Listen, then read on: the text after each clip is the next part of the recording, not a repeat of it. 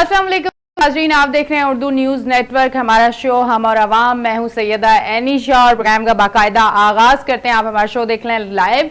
और आपको बताती चलूं कि एक बड़ा क्रैकडाउन बिजली चोरी करने वालों के लिए जो लाइट चोरी कर रहे हैं। अब अच्छा बताएं जी, लाइट चोरी करने वालों को पकड़ा जाएगा। अब लाइट चोरी नहीं होगी। जब लाइट चोरी नहीं होगी तो फिर भी क्या लोड शेडिंग होगी?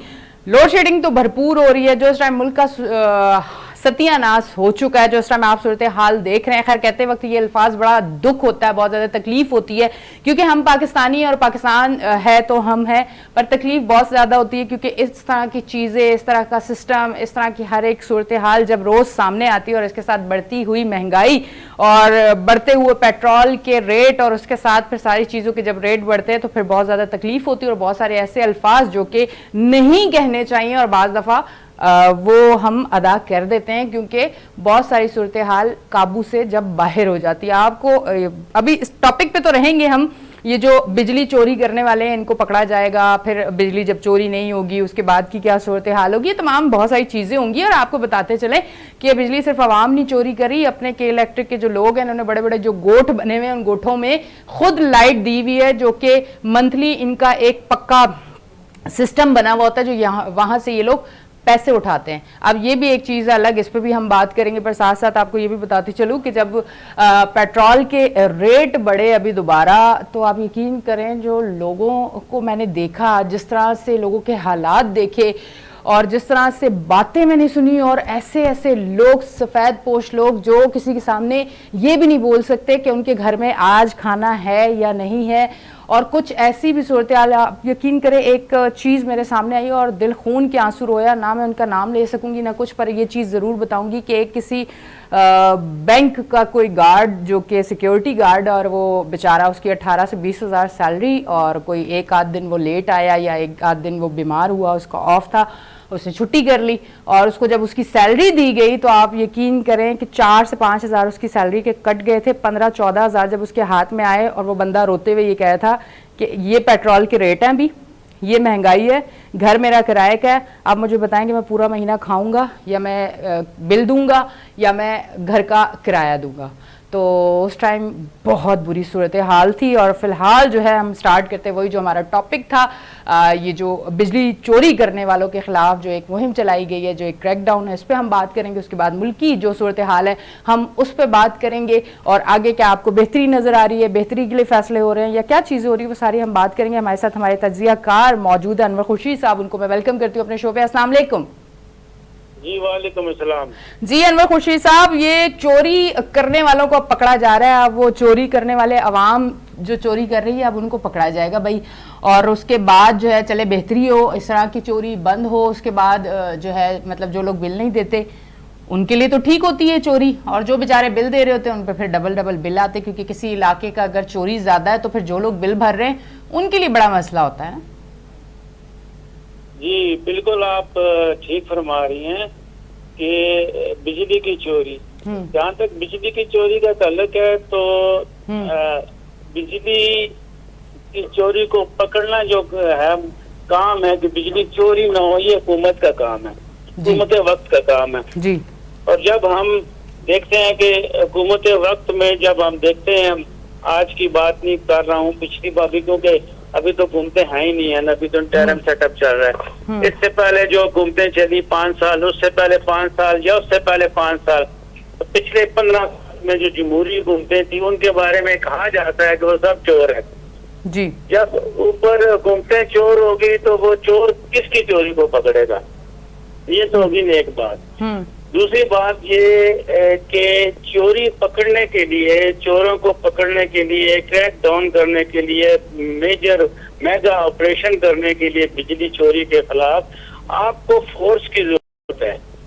अब आप देखें कि आप फोर्स को जब इस्तेमाल करेंगे तो उसको किस तरीके से इस्तेमाल करेंगे, कि जो मॉब है वो फोर्स के खिलाफ कैसे, यानी कि कुछ ये वाबड़ा वाले या के इलेक्ट्रिक वाले तो नहीं कर सकते, कि इनको सपोर्ट चाहिए, पुलिस की सपोर्ट चाहिए। और देखा गया है कि पुलिस की सपोर्ट में भी ये मामला हल नहीं हुए। 1998 या 1999 की बात है कि उस वक्त जो हुकूमत थी उसने कहा था कि बिजली की चोरी को, खास तौर पे बावड़ा की चोरी को, ये फौज जो है इसको देखे। ठीक। तो फौज को ये टास्क दिया गया कि ये देखे। तो उस वक्त जब फौज ने इस टास्क को अपना चैलेंज समझ के किया, तो उसमें पता चला कि उस वक्त के IPS और MNAs खुद बिजली चोरी के अंदर इन्वॉल्व थे और बहुत बड़े पैमाने पे बिजली चोरी होती थी। फिर इनकी बड़े लोगों की जो शुगर मिली थी, खास तौर पे मैं खुद एक इलाके में था, जिला टोबा टेक सिंह और जिला जंग और के जितने जिले हैं फैसलाबाद डिवीजन के, इसके अंदर मैंने खुद देखा। मैंने खुद बिजली बावड़ा के अफसरों के साथ कई जगहों पे देखा और ज्यादातर MNA MPs थे जिनके घरों में बिजली चोरी हो रही थी। और उस वक्त वो फिर बाद में कह रहे थे कि जी माफिया मांग रहे थे, नहीं हम नहीं थे, ये हमारे मुजाहरे कर रहे हैं, वगैरह वगैरह ऐसी बातें थी।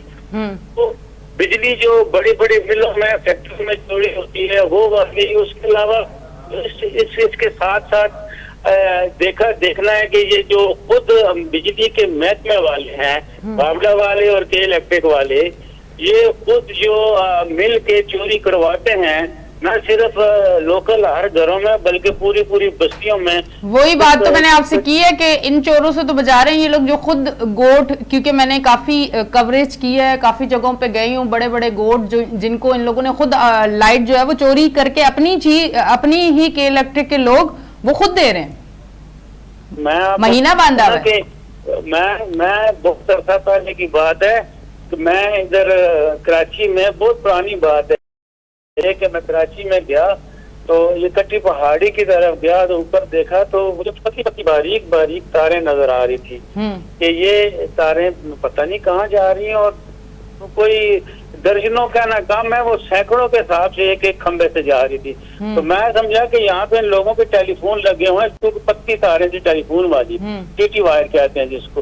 तो वो पता चला कि ये सबके कुंडे लगे हुए हैं। तो मैंने कहा इनके बिल, उन्होंने कहा जी जो साथ थे यहाँ पे मेरे कजन, उन्होंने कहा जी इन लोगों के बिल छिल कोई नहीं आते, ये इस तरह ही चलता है, कुंडा सिस्टम कहते हैं भैया, ये कराची है। तो कराची नहीं, कुंडा यानी कि कुंडा सिस्टम तो कराची में ज्यादा चलता है, बाहर कराची के अलावा जो है वहाँ पे भी चोरी होती है और ठीक ठाक चोरी होती है, मगर जितना खुलेआम यहाँ पे कुंडा चलता है, दूर दूर से लेके आते हैं। इंडस्ट्रियल एरिया कुरंगी है, इसके अंदर कुंडे लगे होते हैं, और हमने खुद देखे हैं कई जगहों पे ये सिस्टम चलता है कुंडे वाला। तो उसको काफी इन्होंने कंट्रोल करने की कोशिश की है, मगर वो 100% वो कंट्रोल नहीं हुआ है। तो वो होता ही है कि जितनी भी आपकी बिजली जो लास्ट में जाती है आपकी, तो वो अल्टीमेटली जो कंपनी होती है, डिस्ट्रीब्यूशन कंपनी, वो उस पूरे के पूरे को डिस्ट्रीब्यूट कर देती है उन लोगों के ऊपर जिन लोगों ने यानी कि उसका बिल देना होता है। हाँ। अगर आपके 100 यूनिट आपने इस्तेमाल किए और 50 यूनिट इस तरह से चोरी हो गए, तो बिल जो है 150 यूनिट पे आएगा, और 150 यूनिट का बिल उस बंदे को आएगा जिसने 100 यूनिट इस्तेमाल किए हैं। वो किसी न किसी तरह किसी मद में किसी उसमें वो ले लेते हैं। तो लिहाजा इस एक्शन को देखने के लिए जब इस पे कार्रवाई करनी है, जो कह रहे हैं कि जी इसको क्रैक डाउन करेंगे, इस क्रैक डाउन को करने के लिए आपको पहले एक बहुत ही ठोस मंसूबाबंदी करनी चाहिए पड़ेगी। और उस ठोस मंसूबाबंदी का मतलब ये होगा कि आपने किसको नहीं छोड़ना, ये नहीं देखना है कि ये किस पार्टी का है, ये किस कहाँ से इसका तल्लक है, कितना सूख वाला है, और क्या यानी कि यानी कि क्योंकि मैच में भी बड़े बड़े मैच में भी चोरी करते हैं। तो सबको एक ही लाइन में लग के अगर ये चीज होगी तो इस पे इंशाल्लाह अगर नीयत साफ होगी, खालिस तरीके से ये काम होगा, तो इस पे काफी यानी कि कामयाबी होगी बावड़ा को और के इलेक्ट्रिक को। अच्छा, पर अगर देखा जाए एक चीज, मैं भी एक चीज से बड़ा गुजर रही हूँ कि अंडर कंस्ट्रक्शन मेरा घर है और उस पर 300 साढ़े 300 यूनिट लगा दिए उन्होंने, जहां मीटर के साथ तारे ही नहीं लगी हुई वहां यूनिट 300 साढ़े 300।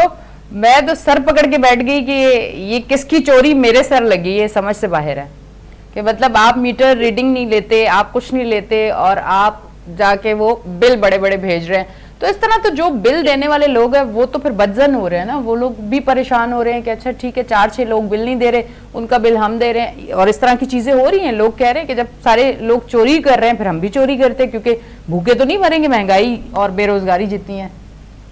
इसमें जो है ना, कुछ जो सारस जो होता है ना, जो कंज्यूमर होता है, वो खुद भी थोड़ा बहुत उसके ऊपर भी कई चीजें आयद होती है। जब भी आप कंस्ट्रक्शन किसी घर की होती है, किसी बिल्डिंग की होती है, तो उसको मीटर बकायदा इशू होता है, उसको बकायदा मीटर दिया जाता है, और वो कमर्शियल की मद में आता है, क्योंकि कंस्ट्रक्शन हो रही होती है, वो कमर्शियल की मद में आता है। और जब उस घर की कंप्लीशन हो जाती है, और जो भी इदारा है कंप्लीशन देने वाला, वो जब कंप्लीशन देता है तो कंप्लीशन जमा करा के वाबड़ा से या के इलेक्ट्रिक से उसको उसका रेजिडेंशियल या फिर अगर कमर्शियल बिल्डिंग है तो डेफिनेटली उसका टैरिफ का फर्क होता है उसका भी, तो वो उस पर लिया जा सकता है। मगर हम लोग उस तरफ भी नहीं जाते कि हमने मीटर लगवाने में कुछ पैसे, चलो इसी तरह पैसे दे के तो यूनिटें वो करवा ले, आपने खर्च किए हैं या नहीं किए हैं तो वो आपको आती हैं।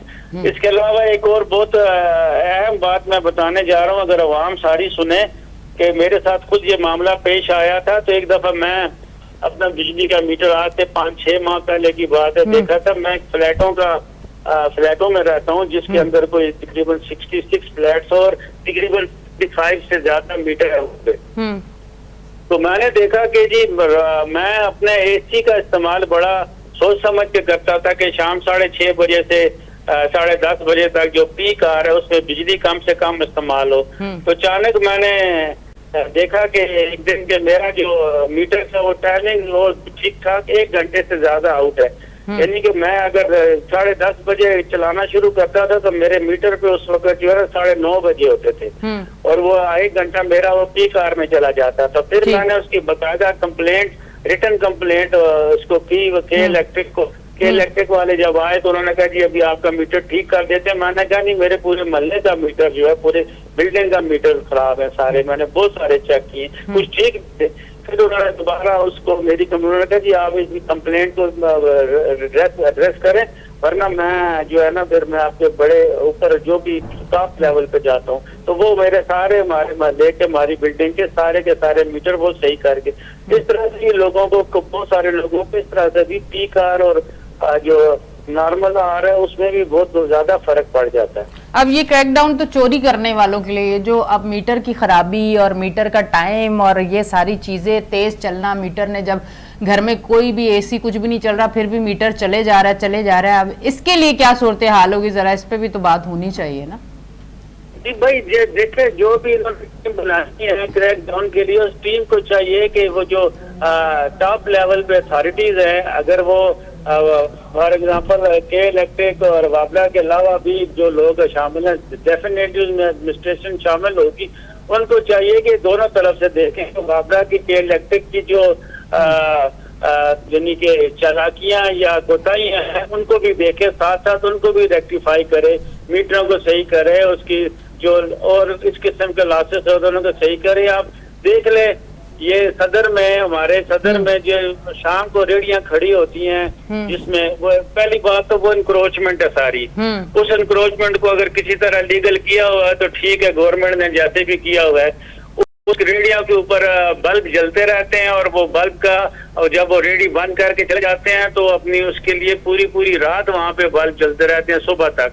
वो पीछे से ऑन कर देता है के इलेक्ट्रिक वाला, और उनसे महीने के आगे पैसे लेता है। वो पैसा कहीं नहीं जाता, सरकार की मद में कहीं नहीं जाता, वो सारे का सारा पैसा, और बिल्कुल ये ओपनली हो रहा है, सबके सामने हो रहा है, ये देख रहे हैं, यहाँ पे इंतजामिया भी देख रही है, यहाँ पे पुलिस भी देख रही है, यहाँ पे बाकी भी सिक्योरिटी इदारे हैं वो जो देख रहे हैं, क्योंकि ये सदर जो है ये कंटोनमेंट का हिस्सा है, सदर कंटोनमेंट है, उसका हिस्सा है ये, तो उसमें सब देख रहे हैं। मगर वो वही बात है ना कि वो बिल्ली के गले में घंटी कौन बांधेगा वाली बात है। हर कोई इग्नोर करता है, लोगों के पास इतना टाइम नहीं है, लोगों के पास अपने घर जाके अपना मीटर देखें या ये चीजें देखते रहते हैं। वहां से उन्होंने चीज खरीदी और निकल गए।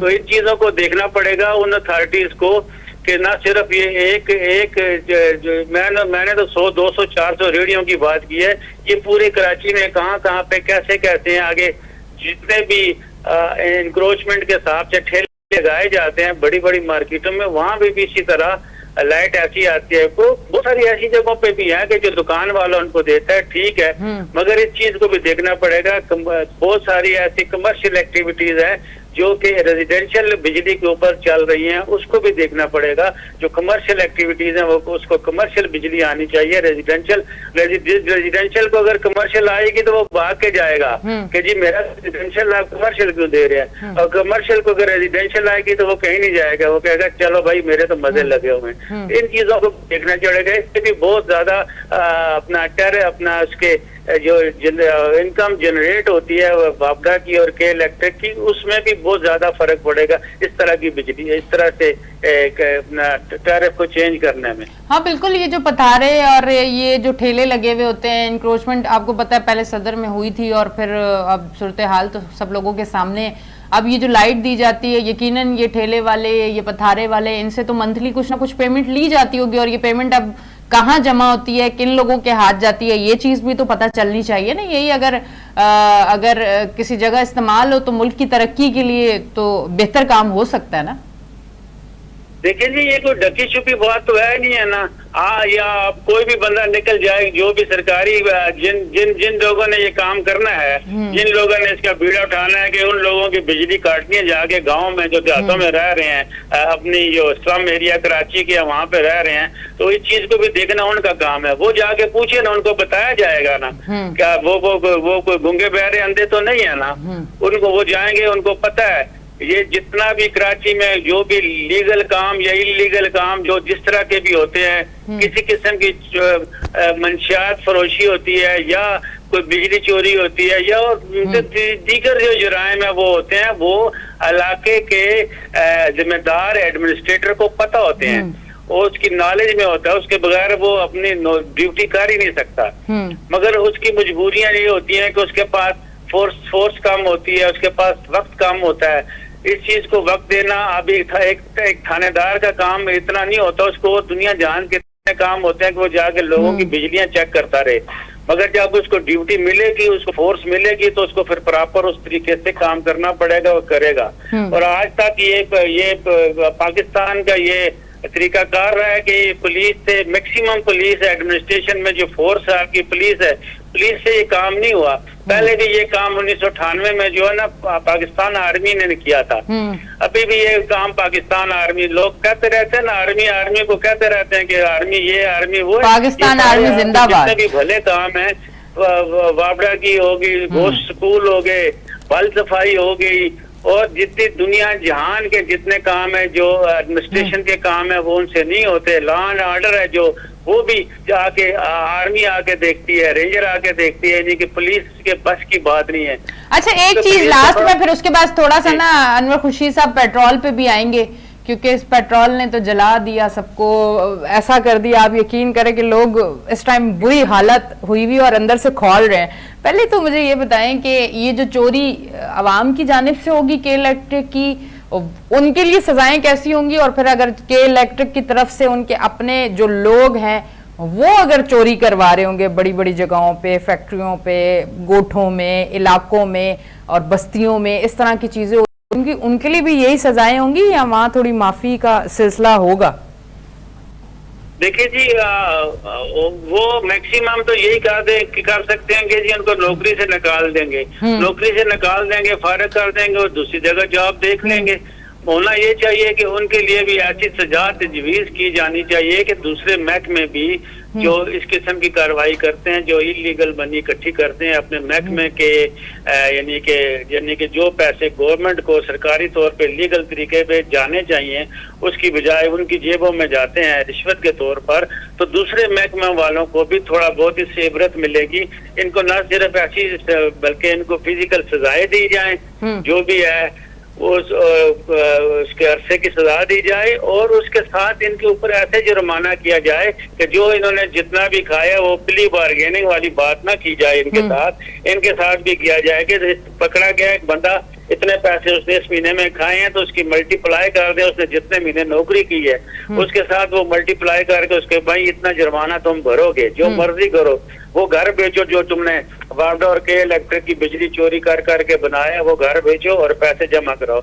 इस तरह से जब काम होगा, जब ये पैसे वापस आएंगे, एवन फील्ड भी जब वापस आएगी, सरे मार भी जब वापस आएगा, बनीगाला भी जब वापस आएगा, तो फिर जाके ये पाकिस्तान अब तरक्की की तरफ इंशाल्लाह जाएगा। मतलब इस टाइम बड़े सख्त फैसले करने पड़ेंगे। जी आवाज थोड़ी, मैंने कहा अनवर खुर्शीद साहब इस टाइम बड़े सख्त फैसले करने पड़ेंगे। नहीं आवाज आपकी, अच्छा मेरी आवाज नहीं आ रही, अब आ रही है आपको अनवर खुर्शीद साहब? मेरी आवाज आपको आ रही है?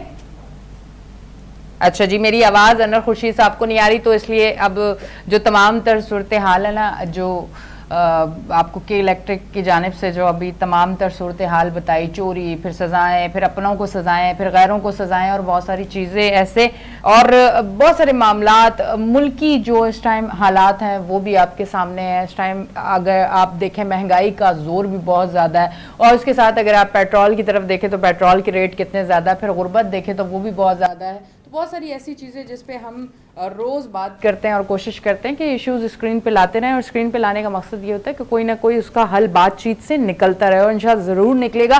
पॉजिटिव सोच होनी चाहिए, अच्छी सोच होनी चाहिए, उम्मीद के साथ बात करें और उम्मीद पे दुनिया कायम है। अपनी होस्ट एनिशा को दें इजाज़त, फिर मिलेंगे, अल्लाह हाफ़िज़।